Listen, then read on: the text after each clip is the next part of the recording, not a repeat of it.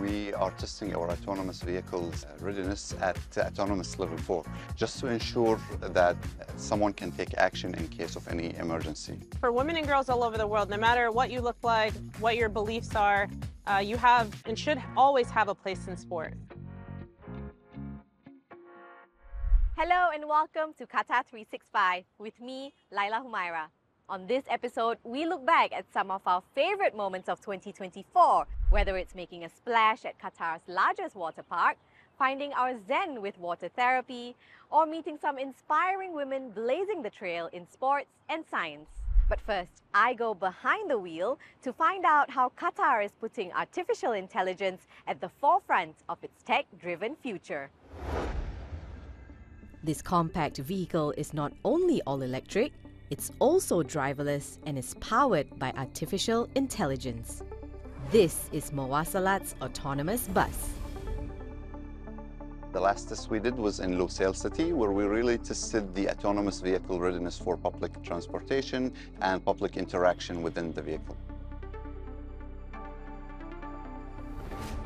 The cool thing is the cameras that people don't see, the cameras that are existing outside of the bus. There's like around more than 16 or so cameras which are continuously working for the vehicle's AI so it can detect anything that's happening in the street. Mawassalat's Lusail bus depot is capable of supporting 478 e-buses just like the ones behind me. In 2022, this sprawling site of more than 400,000 square meters earned its place in the Guinness World Records for being the biggest electric bus depot in the world. It's from here that hundreds of these e-buses start their journey every day, serving tens of thousands of passengers all around Qatar. Our short ride may be coming to an end, but Qatar's journey towards an AI-powered, fully electric transportation system is just getting started. While traveling in a bus with no driver sounds like something out of a sci-fi movie, it could become the norm sooner than we think. Another tech revolution that's unfolding is how AI is being applied in the world of fashion. Adil Halim hit the runway to see how tech meets couture. Could this be the future of fashion? Augmented reality runway shows. Digital artist Ramiro Alban uses AR technology to create multi-dimensional experiences, so art is not just observed, but experienced. Quiero que la prenda de ropa siga evolucionando, así como el arte ha evolucionado de una pieza estática a llevarla a una pieza con movimiento, que pueda transmitir lo que el creador quiere que la gente conozca. For the runway show, Ramiro collaborated with renowned fashion designer Deborah Sawaf's The Power of Words by interpreting the brand's 7 spirit animals and bringing them to life. So what we did is create a program where people can actually understand the emotions of each other, because it's 7 words and 7 emotions. And you use the emotions in both ways. You express your emotion or you ask for an emotion. One of the highlights of this year's TEFA event is the Middle East's first ever Fashion-a-thon, which is a hackathon for fashion. It's a way for designers to use AI to create their own 3D fashion pieces, either from existing templates or by using their own imported designs. Fashion-a-thon is designers who want to showcase their creations, who want to contribute their templates to earn royalties, and now with artificial intelligence coming, they kind of become a fashion designer. While global trends show that the world isn't advancing women's empowerment at a fast enough pace, that's not the case in Qatar, and the stats speak for themselves. In fact, women account for 70% of STEM graduates, and I got to meet one individual who's also getting them to join the workforce. Science, technology, engineering, and mathematics. Together, they make up STEM, a giant network of industries that quite literally makes the world go round. For years, it's also been known to be a male-dominated field. But Qatar is among many countries determined to change that by diversifying its STEM workforce. Those efforts start here at the Ministry of Communications and Information Technology. the place powering up Qatar's digital transformation. And leading the charge is Iman Al-Kuwari. My role as the Director of Digital Innovation is about spearheading the Smart Country program, where we're actually digitally transforming different sectors and seeing where technology makes sense to improve the quality of lives. From real-time crowd and traffic management to food security analytics, the high-tech solutions from the ministry's digital transformation program, Tasmu Smart Qatar, stems from its innovation lab. There's been a global push in recent years to get more young women to pursue a career in STEM. Here in Qatar, those efforts have been taken up a notch to make sure that more women are being represented in positions of power. Iman's commitment to creating a diverse working environment starts from the youth. She helped develop Studio 5, a tech initiative targeting young women. We wanted to explore how technology is actually working. They can develop video games out there using these advanced softwares that you see them use in big corporations. From exploring the world of STEM to excelling in the field of sports, women are continuing to break barriers when they're empowered to challenge the norm. Adel Halim caught up with two sportswomen who have defied societal standards and charted paths for other women to follow. Hani Taljia knows her way around a football pitch. Growing up in Palestine, it's where she found her peace.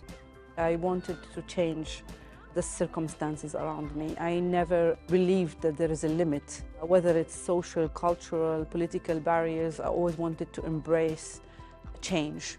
That change came through her passion for football. Hani manages public relations for FIFA, but during her playing days, she was the first captain of the Palestinian women's national team.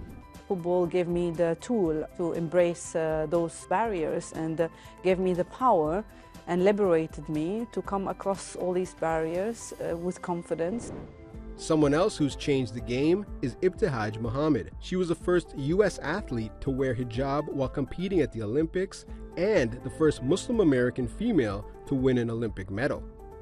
I really felt like I was doing it for the communities that I'm a part of, for the Muslim community, for the Black community, and you know, for women and girls all over the world. No matter what you look like, what your beliefs are, you have and should always have a place in sport. With more than 560 kilometers of shoreline and serene turquoise waters, it's no wonder Qatar is also called the Pearl of the Arabian Peninsula.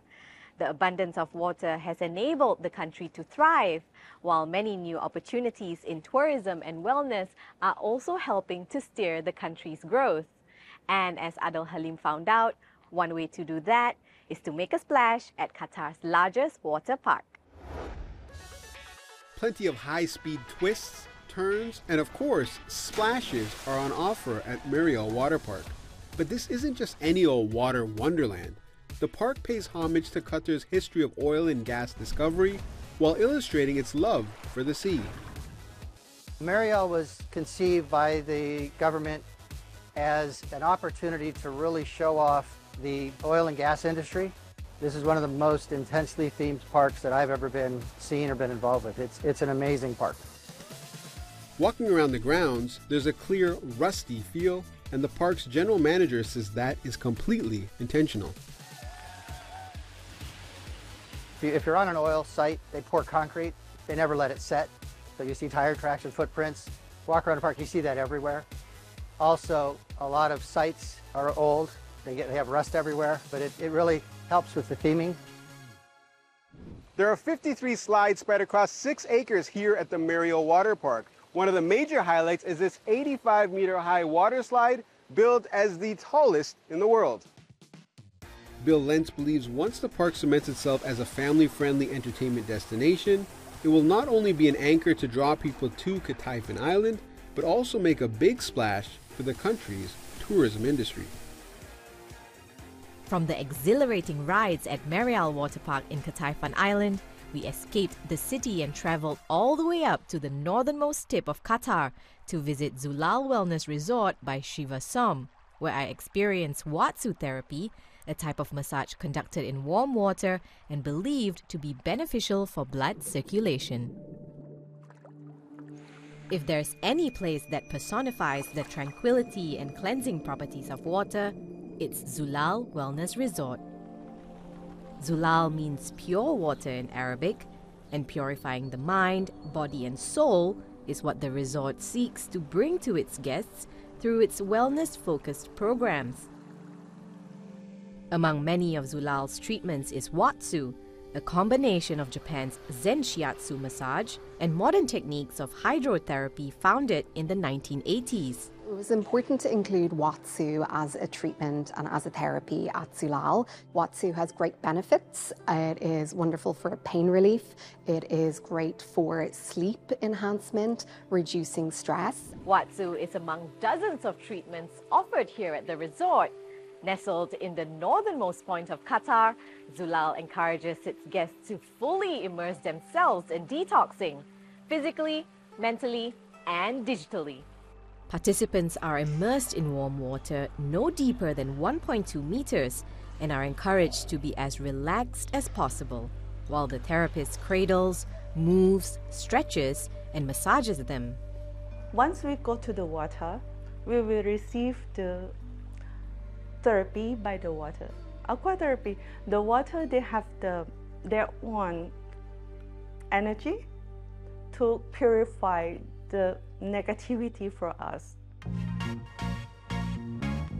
From seeing how tech is changing trends in fashion and transport, to inspiring stories of women breaking the glass ceiling in science and sport, to a roller coaster look at some fun water activities, we hope you've enjoyed reminiscing some of our favorite moments with us.